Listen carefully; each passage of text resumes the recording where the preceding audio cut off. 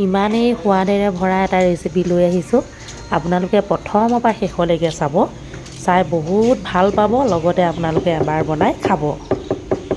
প্ৰথমে সকলোকে নমস্কাৰ জনালোঁ, লগতে স্বাগতম জনাইছোঁ মোৰ চেনেলৰ অন্য এটা ভিডিঅ'লৈ। আজি আপোনালোকলৈ লৈ আহিছোঁ কচ মাছ বইল ৰেচিপি। আহকচোন প্ৰথমৰ পৰা শেষলৈকে চাব, বহুত টেষ্টি আৰু লগতে হেল্ডি। আমাৰ পেটৰ কাৰণে বইল বস্তু এনেও ভাল, সেইটো সকলোৱে জানে। আমাৰ যদি লিভাৰটো ভালে ৰাখিবলৈ হয় তেনেহ'লে আমি বইলকৈ খোৱাটো বহুত ভাল। আহক তেনেহ'লে কেনেধৰণে বনালোঁ অকণমান আপোনালোকৰ লগত শ্বেয়াৰ কৰিছোঁ, আপোনালোকে চাওক। আৰু বাৰে বাৰে এটা কথা কওঁ আপোনালোকে এবাৰ বনাই খাই চাব দেই, সঁচাকৈ কৈছোঁ। এই বইল ৰেচিপিটো বনাবলৈ বহুত টকা খৰচ নহয়, তেনেই সাধাৰণভাৱে বনাইছোঁ মই। আপোনালোকেও সাধাৰণভাৱে বনাব পাৰিব, কিছুমানে ইয়াত আৰু কিবা কিবি মছলা যোগ কৰিব পাৰিব।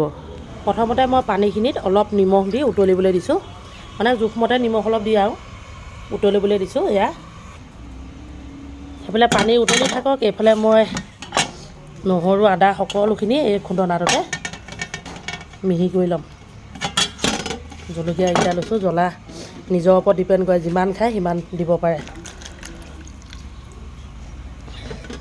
ঠিক আছে, এইখিনি মই ধুনীয়াকৈ পিচি লওঁ দেই, চাই থাকক। এইখিনি বৰাবোৰ উতলি আছে, এনেকুৱাতে এতিয়া মই পিঁয়াজ অলপ দি দিছোঁ। পিঁয়াজ খেনুলোকে দিয়ে, খেনুৱে নিদিবও পাৰে, একো নাই। একেবাৰে চিম্পুল বনাইছোঁ। ইয়াত আপোনালোকে আৰু বহুত কিবা কিবি মছলা দিব পাৰে, যিসকলে খাই ভাল পায়। আৰু মই একেবাৰে চিম্পুলকৈ বনাইছোঁ, বিশেষকৈ মছলা মই একেবাৰে বেয়াই পাওঁ। এতিয়া পিঁয়াজখিনি উতলিবলৈ দিছোঁ পূৰা। তেজপাত, লং, ইলাচি, কাজু এইবিলাকো আপোনালোকে দিব পাৰে, মই নাই দিয়া। কেইটামান বস্তু মই মিশ্ৰণ কৰিম ইয়াত, চব্জি কাটি থোৱা আছে, আলু, পানীলাও, ৰঙালাও। ইয়াৰে মই আলু কেইপিচমান আৰু পানীলাও কেইপিচমান তাতে যোগ কৰিম, লগত ফুলকবিও আছে। ইয়াত আলু, ফুলকবি, পানীলাও, ৰঙালাও। আমাৰ নিৰামিষ চব্জি এখন বনাই, সেইটো জানেই চবেই আৰু সদায় এনেকৈ এখন বনাই।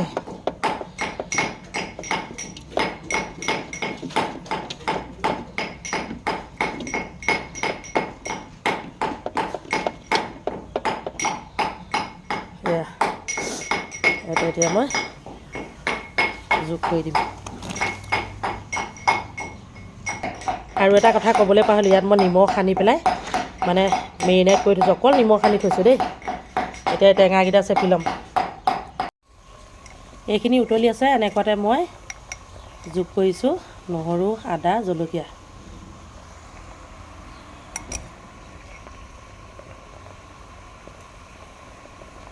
এনেকৈ খুন্দনাত পিচি লৈছিলোঁ যে, সকলোখিনি ইয়াত যোগ কৰি দিছোঁ। এইখিনি প্ৰায় 50% সিজিছে। এনেকুৱাতে মই মেৰিনেট কৰি থোৱা মাছখিনি এৰি দিছোঁ।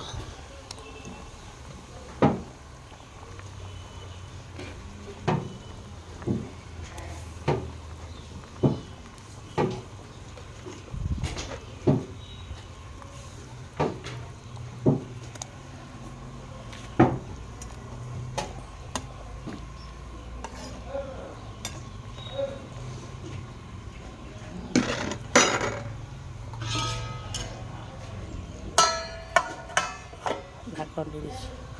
ইয়াতে অকণমান হালধি দিওঁ বুলিলে দিব পাৰে, কিন্তু বইল কৰিলে ধৰক হালধিটো দিলে গোন্ধাব পাৰে, সেয়েহে। এতিয়া মাছখিনি 50% সিজি উঠিছে, এতিয়া মই দি দিলোঁ নেমু টেঙা।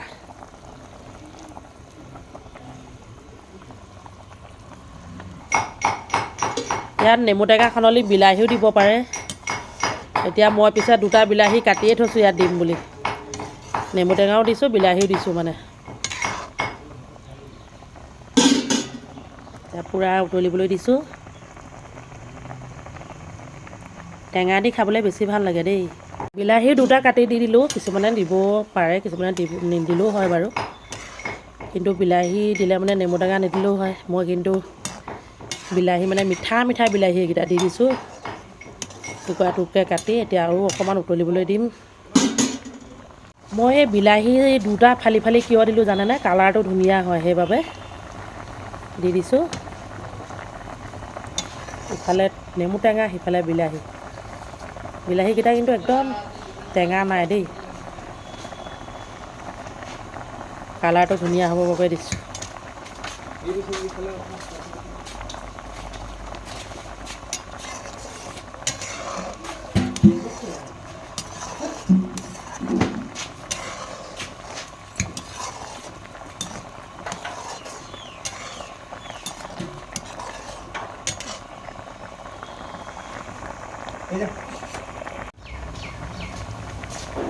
প্ৰায় সিজি উঠিলে আৰু এতিয়া মই লাহেকৈ যোগ কৰি দিম কি জানেনে?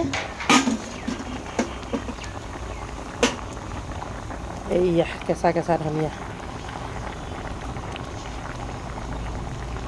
খাব পৰা হৈ গ'ল দেই। গৰম গৰম ভাতৰ লগত পৰিৱেশন কৰিবলৈ বৰ ধুনীয়া হ'ব আৰু।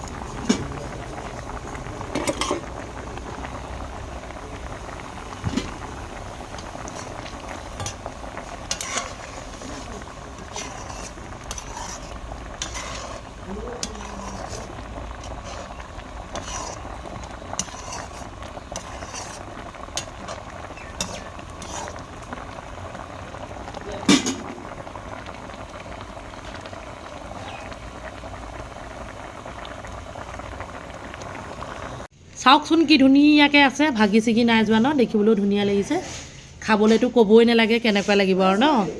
যিসকলে বইল মাছ খাইছে তেওঁলোকে গমেই পায়। ৰেচিপিটো কেনেকুৱা লাগিলে জনাবলৈ নাপাহৰিব দেই। আজিলৈ আহিছোঁ, বাই বাই।